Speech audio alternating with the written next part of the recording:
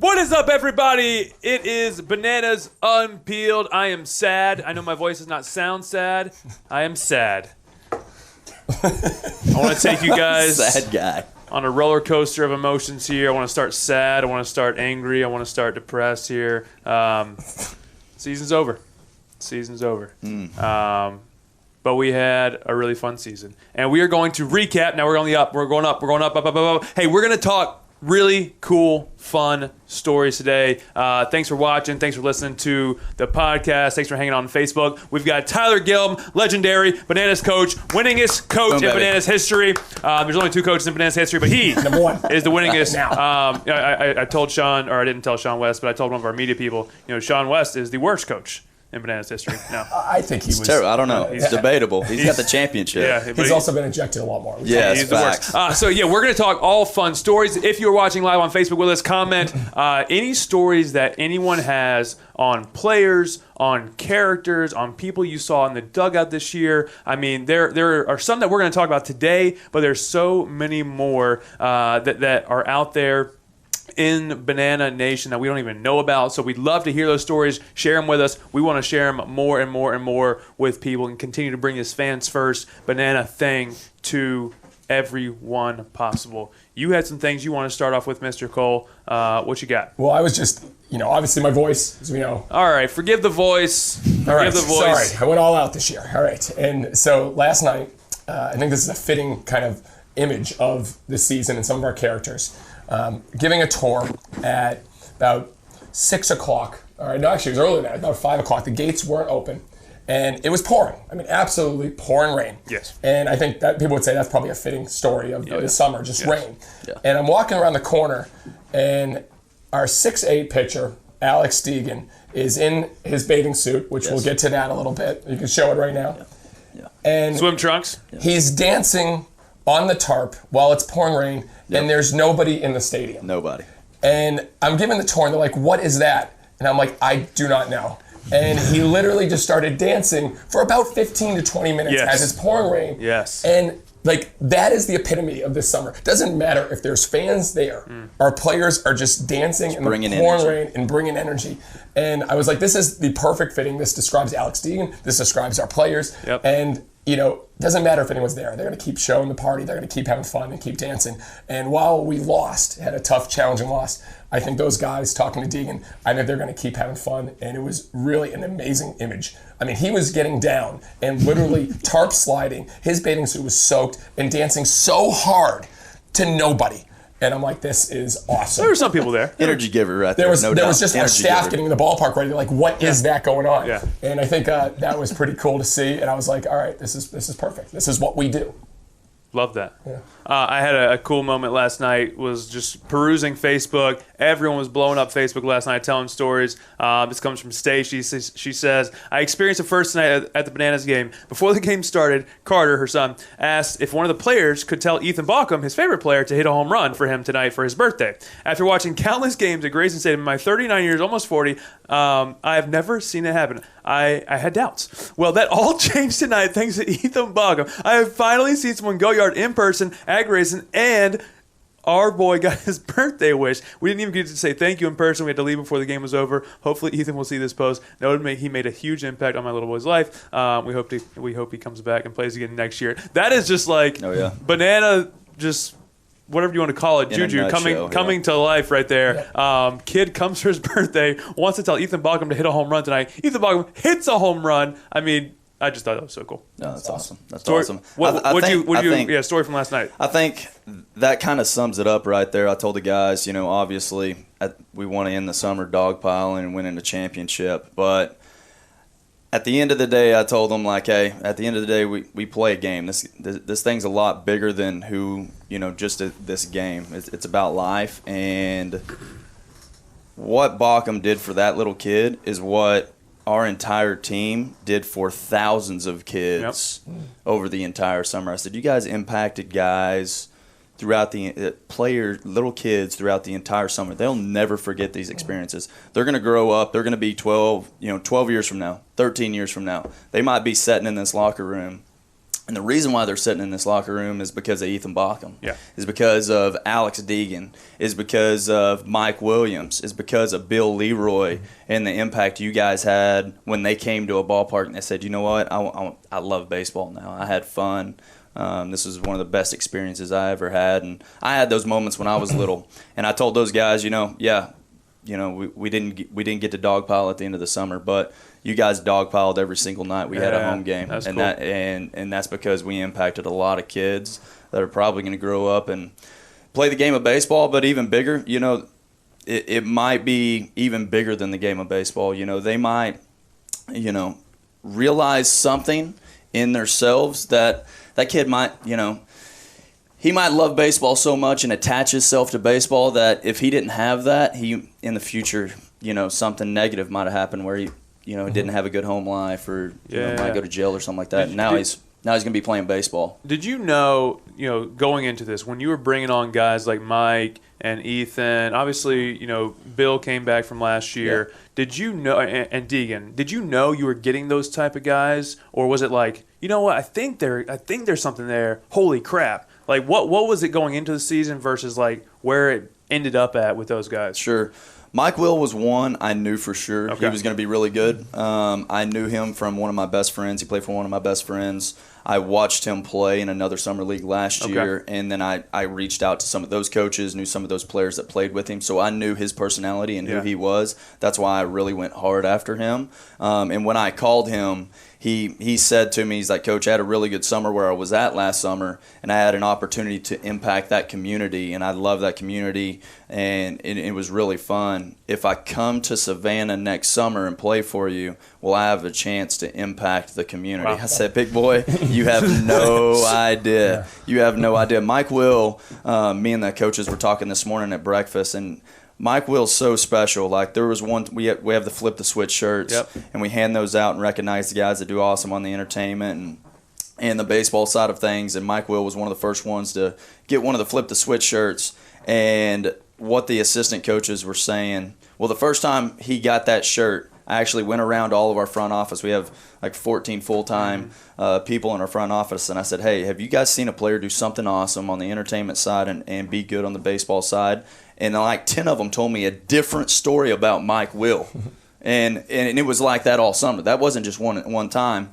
But the assistant coaches said this morning when we were at breakfast was like, even when we went on the road, he would convince other fans of other teams, like the little kids would be like, a Florence fan or a Macon fan or a Lexington fan, and he would convince them like, no, you're a Bananas fan now. And they're like, so every game they would come up, they'd try to hang out with him in the dugout, go play catch with him on the field, go to the locker room and hang out. They always wanted Mike Will's autograph, so he would flip fans. I think that was the funniest thing. He would go places, and that kid was no longer that opponent's fan. He was a Banana fan. Wow. So it was really cool. And I think what's special for us is that we don't get to hear all these player stories, right? But we hear them from the fans, and it's a great opportunity for the fans tuning in to share some things. Because I remember last game, a woman came up to me and she said, my son is really shy, little kid, just unbelievably shy, and he's socially challenged right now.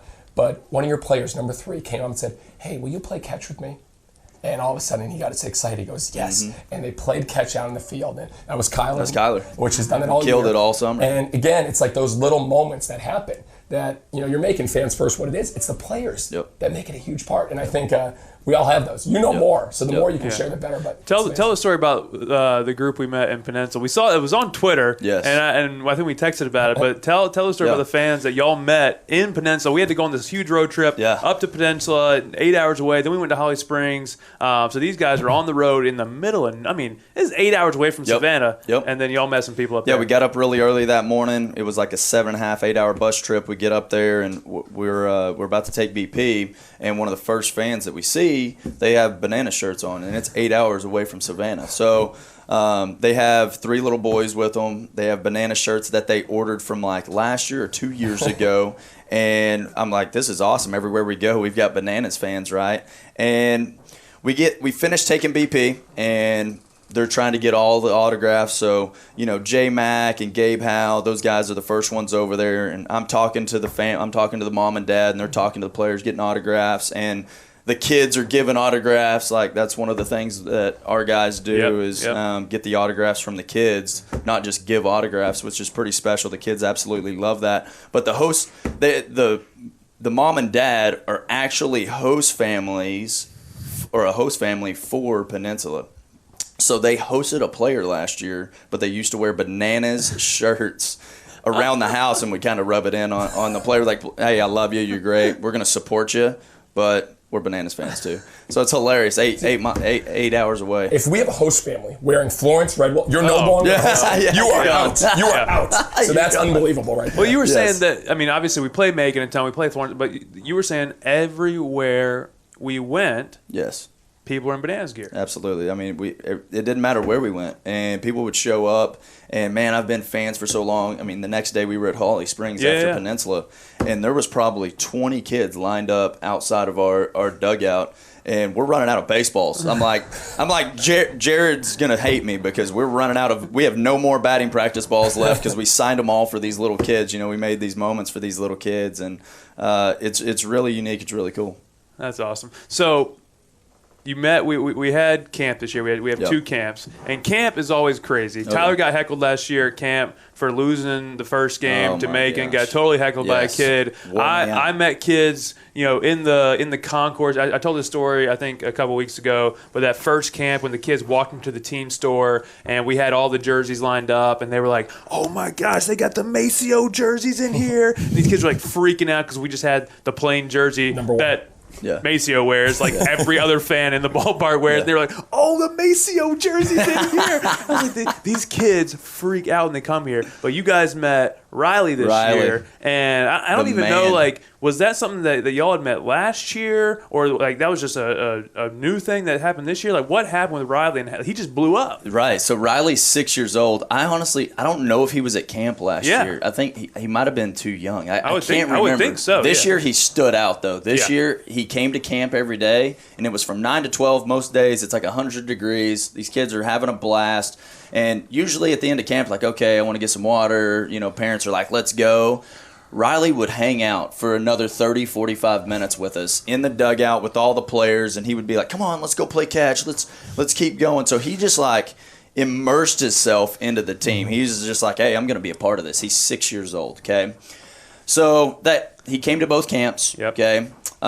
We had the All-Star game. The All-Star game, he shows up. And he starts to just note he's really smart for a 6-year-old. Yeah. And he's like he'll lock into everything the players do, and he replicates everything they do. How they talk, how they walk, how they swing, how they throw, how they dance. All right, he was dancing all over the place. The kid's got the most courage, the most confidence for a 6-year-old I've ever seen. So anyway, at the All-Star game, we had the All-Star Showdown. I was sitting in the stands right behind home plate and taking in the game, which I've never done before, which is kind of interesting. That was weird. And so Riley sees me. He comes sprinting up there, okay? And I'm sitting by my fiance, Danielle, and he just comes and sits down my lap. So Danielle's already like, oh, my gosh, let's have kids. We're getting married October 26th. She just sees Riley, so she's just like, oh, you're so good with him. But Riley just talks. He just goes and just tells stories, and he's like, man, I told my mom I got to get boots. You wear boots, so I'm going to have to get boots. So his mom went and bought him boots after that. But how it started with him coming down to the dugout later in the season was he said, Coach Gillum, I want to be the bat boy. And I'm like, well, we're going to try to make that happen, but I think you got to be 10 years old to be the bat boy. Yeah. And he's 6. He's 6.5. He's like, well, I'm 6.5. He's like, oh, it like breaks his heart, right? And I'm like, well, hey, I got an idea. If you every day do 50 push-ups when you wake up in the morning until you're 7 years old, that's going to be 6 months from now. You're going to look like a 10-year-old, and we might be able to trick everybody that works here that you're 10 and you can be the bat boy. So every day since then, as soon as he sees me, he calls me Coach Gillums with an S. He puts an S on it. He's like, Coach Gillums! Coach Gillums! So he comes over, he's like, did my push-ups, did 50 push-ups. As soon as I woke up, and Lance, our assistant coach, he came up to him and He's like, Riley, did you do your push-ups this morning? And he was like, yeah. And he goes, when did you do them? He goes, well, I actually, I did them before I actually woke up. So Lance was like, you were sleeping? He was like, yeah, I did them while I was sleeping. So then it just progressed. It was kind of a fish story. It was like, 60 push-ups, 70 push-ups. I did 100 push-ups now. All right, so we got a character. Awesome. You got a little small character issue there. You got to make sure he's more truthful. So I guess it was 2 nights ago. Riley is on top of Bill, I think, yep, right? He's on top of Bill, and they're doing the ring dude. Mm-hmm. And so Riley's got the 9th inning ring dude thing, and then he's on top of Bill's shoulders, and then Bill puts him down, and they start dancing, and then they get into a push-up contest, obviously. And then Riley goes one hand push-ups. And starts doing this to the crowd. He's doing push-ups. Doing one-handed push-ups. Killing it. And I was like, what have we done to ourselves? Like, what have we gotten this We're like into? creating a Navy SEAL right now on top of the dugout. This dude can only do one-handed push-ups. Scott Sperber on Facebook spent some time with Riley last night. He's awesome. Scott also says, the shenanigans in the locker room. Most people don't see that, but I got to watch some of the interaction with the players. Talk about some of the these guys spend 60 days in a row with each other, whatever it is, 70 days in a row with each other. Talk about some of the cool things that do happen in the locker room on those bus rides that you guys get to experience that the fans probably don't get to see. Absolutely. Well, one thing I think is really cool is the VIP experience. We always let somebody come through the locker room, which is really unique experience. Usually people don't get to do that and interact with the players and then go play catch with the players. So those guys being able to do that's really, really cool. We did the TNT show last year. This year it was the Boom Baby show, which was awesome. We got to introduce a lot of the players and do some crazy things. I think the craziest story that came out of the Boom Baby show, we always just try to do off-the-wall stuff, random, and it's all improv. And we had Dalton Ross. Dalton Ross was one of the guys. He was like, Dalton, hey, you're on Boom Baby show today. Dalton Ross does some carpentry work and cut off his finger. So he has like a nub. All right, and pitches. He's a pitcher for us. His pitching hand. Changed his pitching on his fingers. Pitch. Yes, it's crazy. It's unbelievable that he can still pitch.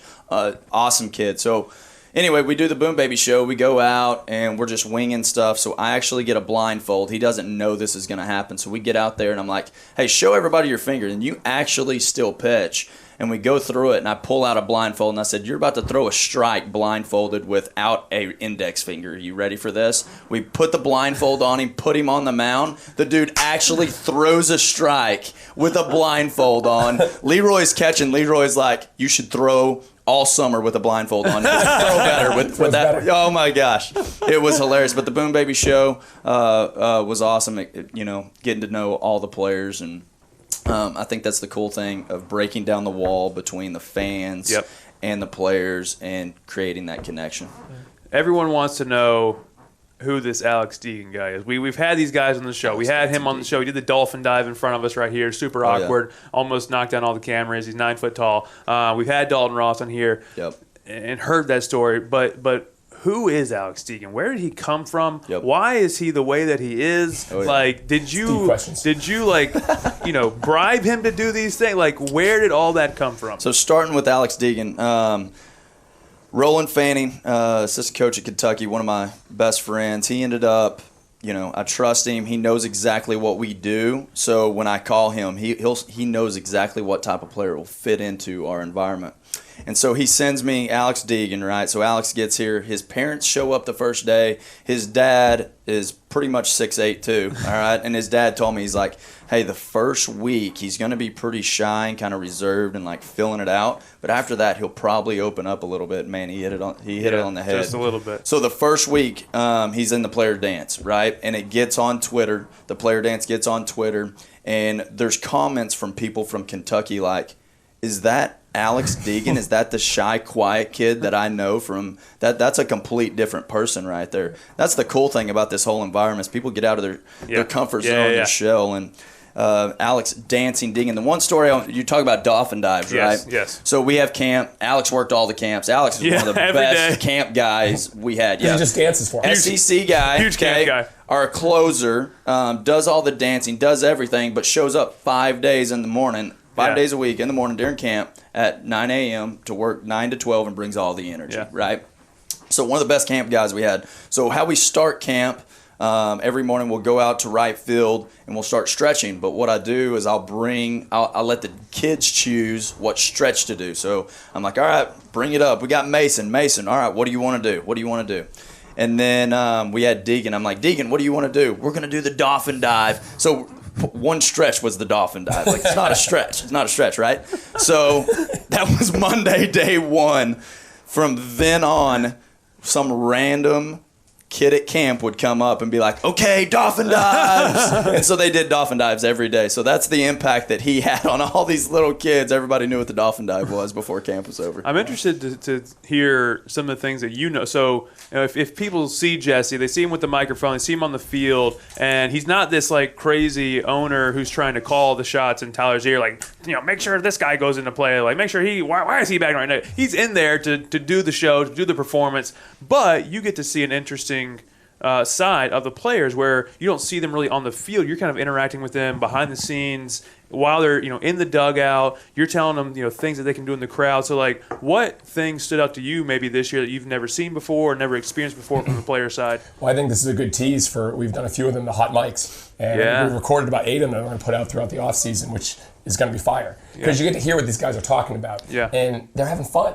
It's not always talking about the baseball strategy. They're just having a good time, and you see things that are obviously different. They plan how they're going to go on the dugouts to do the ring do. They're like, all right, I think I should do some squats here. I think I need to rip my shirt here. And they're literally going through this. They talk more strategy about being on the dugouts and dancing than strategy on baseball. Like, bar none, it's not even close.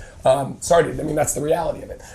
But it's just really fun to see. And, I think there's just the characters. But what I love seeing is, when the Rileys and Reginald, when they come to the dugout, everyone just jumps in. If a new person that's, quote unquote, doesn't belong, they immediately feel like they belong. And that's what's exciting because every game, there's people like, I don't know who that is, but they'll come over, Dalton Ross, and we'll say, hey, I'm Dalton.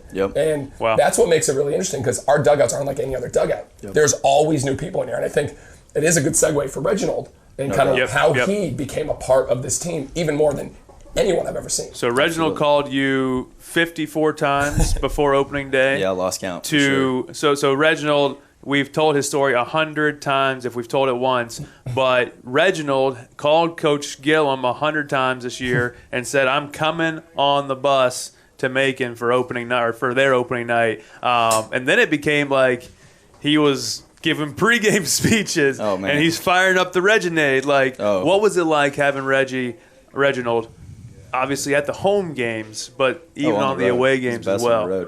Yeah, he gets locked in at home because he picks up all the trash. He's the best at his job picking up trash, man. That guy kills it. So, but on the road, you really got to see Reginald. I mean, his job was to create Reginade. Okay, his job was to fire the guys up, give some pregame speeches, tell the guys how to hit. He was hitting coach too, which was phenomenal.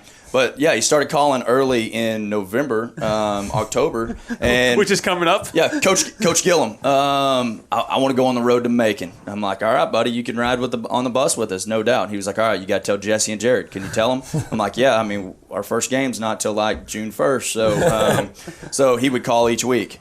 Coach Gillum, I want to go on the road. So we made sure to set that up. But when he started going on the road with us, what I saw was an energy change with our guys, where maybe we would go on the road and maybe we played at a field where there weren't very many fans, or maybe we played 10 games in a row and the guys were a little bit tired, or whatever the situation was. The energy changed because energy is contagious, and these guys really just bought into Reginald. Reginald is the most positive, happy, inspiring guy.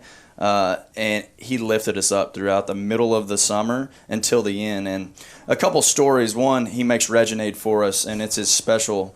It's the juice of the Savannah Bananas. He has a big yellow banner that we take on the road. We hang it up in the dugout. It says Reginade.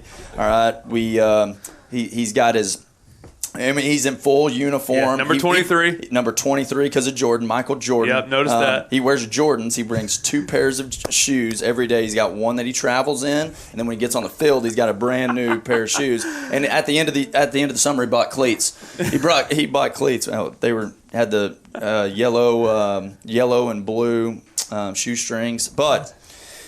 The speeches were phenomenal. One of the best speeches was at Macon the other night, and he was locked in. I said, you got the speech. What do you got? And he's like, okay, guys. He's locked in. Everybody's zoned in on him. And then Sully's got the Rocky music in the background. It's like, going. And then Reggie's like, okay, keep playing well. Don't swing at any unnecessary pitches. And then the guys go wild and get fired up. But, the cool thing about it is it doesn't matter if you're 6 years old or 40 years old.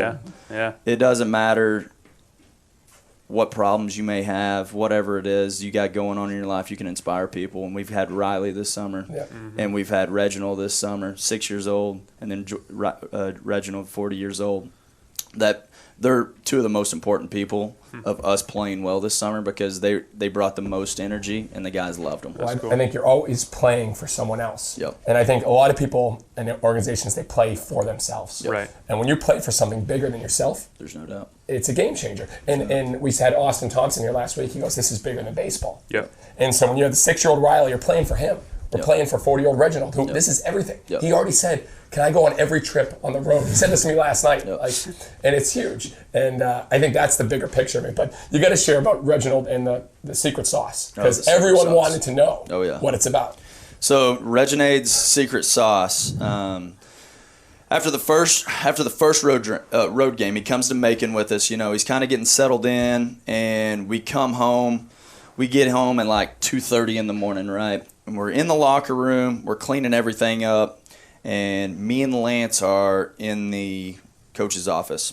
Reginald comes in, and me and Lance are just kind of like, it's 2:30 in the morning. We're sleepwalking, and me and Lance are kind of talking a little bit, and out of nowhere, Reggie's like, Coach Gillum, you a stud. And me and Lance talk about that all the time. And he said, Coach Gillum, next road trip, I want to make Reginade. And I'm like, Reginade? What's Reginade? He's like, it's my special juice. It's pretty good. Yeah, it's good. So I'm like, okay, all right. I said, well, why'd you hold out on us this time? You should have made it this time, big dog. And he was like, I got you, Coach. I got you next time. Reginade, we're going to do it. So the next road trip, and he comes on with us, and I asked him, I said, hey, what's that special juice? What's in that? Coach Gillum, it's special. It's a secret. I can't tell anybody. I'm like, all right, well, I won't tell anybody. And he's like, okay. He kind of leans in a little bit, and he's like, all right, this is what's in it, Coach Gillum. It's water, Powerade, and ice. And I'm like, oh, man. The good stuff. All right, it's the good stuff, right? So I'm like, okay, all right, man. Every game now you got to make Reginade for us. Last night he told me that he added some sugar to it. No, he did. He threw a little sugar in there. Spiked it a little bit. Spiked it a little bit. With the other 10 pounds of Powerade he'll be out there. He's got this long stick. Yep, we call it the Reginade mixer. Okay, and he'll mix it up, and then he'll try a little bit of it, and he'll be like, no, it needs a little bit more. It needs a little bit more. So it's fun watching him because he takes pride in that. He takes pride in making that, and it is important to the guys. That's cool. What else? I mean, that's a lot from the player perspective. Yeah, that's a lot. Anything you want to leave the people with? I want to tell one more story. Okay, Jordan Merritt's been with us for 2 years now. Yeah, and he's been phenomenal. I've watched him grow, and me and some front office people were talking about it last night too. I've watched him grow over the last year into really influencing fans and making an impact on fans. And one of the last games, just some little things I saw that I didn't notice all summer. I was cleaning up after the game, and I saw Merritt come down after the game's over. Everybody's gone. We've degreeted already with all the fans, and he's coming down from the bullpen with a trash can. And I'm like, Merritt, I appreciate you doing that. He said, every game, Coach, every game.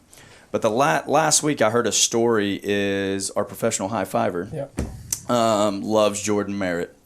And we have the jerseys that we sell. We have that we auction off, right? And the professional high fiver and his mom was bidding. Yeah, he's 6 years old. 6 years old. He's 6 years Big old. fame. Yeah.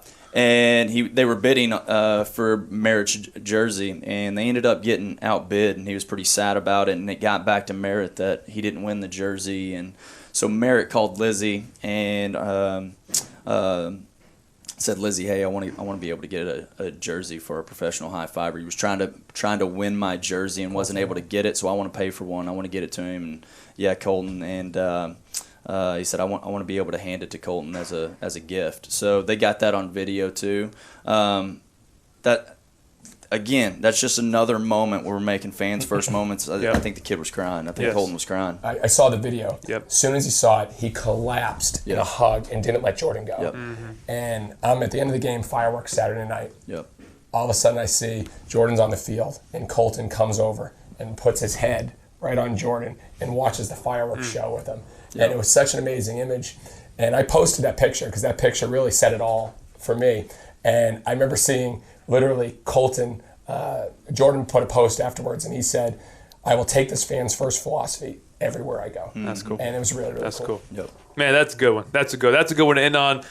You have just experienced the Bananas roller coaster of emotions. I think we got tears in the back here. Marge is crying. Production, BTV production team. We've got tears. We've laughed. We've cried.